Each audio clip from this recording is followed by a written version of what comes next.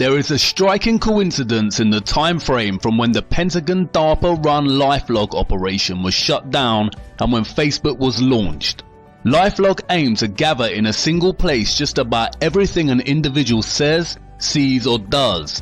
Out of this endless ocean of information, computer scientists would plot distinctive routes in the data, mapping relationships, memories, events and experiences. This is in essence the same thing as Facebook. The LifeLog project was cancelled by DARPA on February 4th, 2004, the exact same day that Facebook was founded. They want you to believe some loser geek invented Facebook at Harvard, when in reality it was born from the secret military-industrial complex. Disguised as social networking, it is a subtle propaganda machine of control, influence, data collection and surveillance. Again, all of this points to infiltration instead of invasion. They know, as of today, and I say as of today at this hour, we have 33 confirmed positive tests for the virus. Yesterday we had 22 cases. Today we have 33 cases, so it has gone up by 11. That brings, those are 11 new cases, 22 go to 33. As we sort through this here in Arkansas, today we have 33 confirmed positive cases in Arkansas. As of today, we have 33 confirmed cases with Boston residents. We expect those numbers to climb. As of this afternoon, we have 33 Pennsylvanians who have tested positive for COVID-19. So as of this morning, there were 33 confirmed cases in North Carolina. Evening to you. Lots to get to tonight. I'm Leon Hendricks. We want to start with new information into our newsroom. Within the past couple of hours, there are now 33 confirmed cases of the coronavirus in Michigan. Good evening, everyone. Thanks for joining us for the news at 6. I'm Richard Gearhart. Karina Corral has the night off. More cases of the coronavirus were confirmed today in San Luis Obispo County, bringing the total number now to 33. Right now, Georgia is reporting a total of 99 cases in 19 counties. That is 33 new cases from just yesterday. Good afternoon. I'm Karen Swenson. More cases and more events affected. Here is the latest coronavirus news. There are now 33 cases in Louisiana. As expected, the number of cases of COVID-19 jumps. A total of 33 people in our state have been tested and are confirmed to have the coronavirus. Day 4 of the shelter-at-home order brought 6 new confirmed cases of the coronavirus to San Luis Obispo County, bringing the total number to 33. All troopers will be professional, polite, and will treat everyone with dignity and respect. These latest steps as the number of confirmed COVID-19 cases in Rhode Island jumps by 33 overnight. If your email inbox is out of control and you've given up sorting it out, a Baltimore company thinks it has a solution for you. Could this be the end of email overload? Could this be the end of email overload? Could this be the end of email overload? Could this be the end of email overload? Could this be the end of email overload? Could this be the end of email overload? Could this be the end of email overload? Could this be the end of email overload? Could this be the end of email overload? Could this be the end of email overload? Could this be the end of email overload? Could this be the end of your email overload? Could this be the end of email overload? Could this be the end of email overload? Could this be the end of email overload? Could this be the end of that email overload? Could this be the end of email overload? Could this be the end of email overload? Could this be the end of email overload? Could this be the end of email overload? Could this be the end of email overload?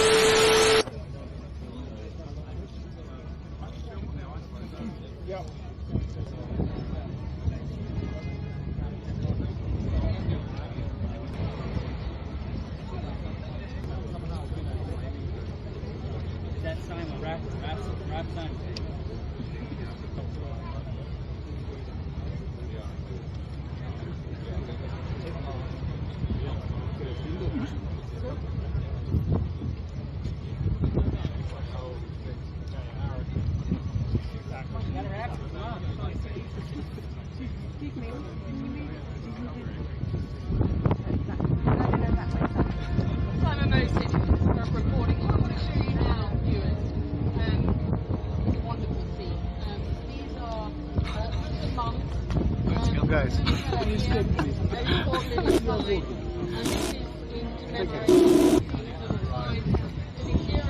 Reporting. What I want to show you now, viewers, is a wonderful scene. These are Muslim mums. There's a little fella here who's bought a little sign, and this is in commemoration. You can see his little sign to the heroes of London. There are flowers on the street here. Ladies with hashtag turn to love, hashtag ISIS equals enemies of Islam, hashtag ISIS will lose, hashtag turn to London. And I think a poignant scene, and a scene we should sit on just for you viewers to understand exactly how people feel here on the streets of London, so close to what were such brutal attacks last night. These supposed coincidental headline and update echoes between news anchors and reporters sounds very scripted, because they are. Just in the same way the ethnic inequality stand was staged in London. The media complex is a highly compromised industry that ultimately has the most power over the entire world. It is in the grips of the Illuminati, compromised secret services, a select handful of billionaires, and carefully disguised plants. Whatever they say, we believe. It is truly the most powerful entity in our world, and its grip extends far beyond journalism. On the 18th of October 2019, a high-level pandemic exercise called Event 201, hosted by the Bill and Melinda Gates Foundation, gathered some of the big shots of the world to run a simulation and plan in the event of a global pandemic. They used the example of a coronavirus. What foresight they had. Even the stuffed toys they handed out on the day looked similar to the media's representation of COVID-19. In segment 4, they discussed communication strategies. They began with a mock news report and then discussed how to control and disseminate information. Here is a clip. Okay, others, yeah, Jane. Yeah, so can I agree with that? And my fact, it did come from the Edelman Trust Index, you'll be pleased to know, but also borne out by the work I've done as a CEO in my time. Can I also add that I think there are real technology opportunities here. I personally do not believe that trying to shut things down in terms of information is either practical or desirable. And we do have, I think, a couple of strategies that are available to us, one of which is the flood strategy, second of which is relying and informing and equipping trusted sources of information with the facts so they can then pass that on. But we also need to actually think about a technological answer to this. So there is work that's being done to actually create algorithms to sift through information on these kind of social media platforms. And I know that the Gates Foundation and others are funding organisations to work on things like this in order that people can actually have more confidence in the sources that they will use in any event. And then another issue, I suppose, is just through that, if you have a trusted source, I believe in the idea that we shouldn't be trying to control communication, but rather flood the zone in a sense with a trusted source that then is influential community leaders as well as health workers, as Brad noted, and others on these issues in order to try to amplify the message that's coming through. And flooding good information. So I think one of the ways that we need to approach this is to make sure that we have the right representatives on traditional media networks in order to portray our side of the story and make sure that there isn't misinformation. That's a manifestation of flood. Chris?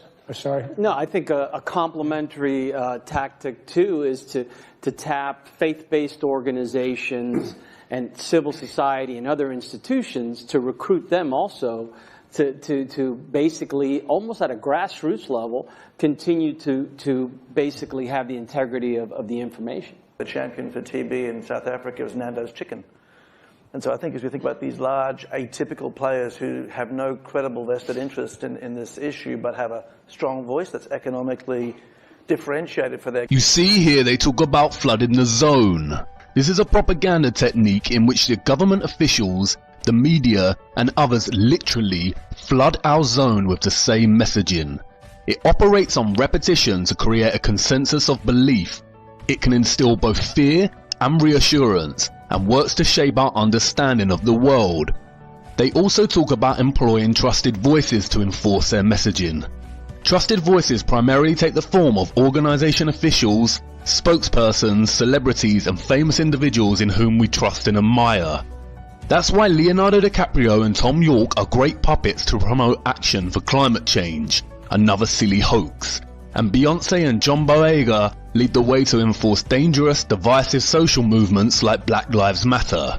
We have seen so many celebrities from Lady Gaga, Piers Morgan and many others reinforce the importance of following the rules during the COVID-19 pandemic.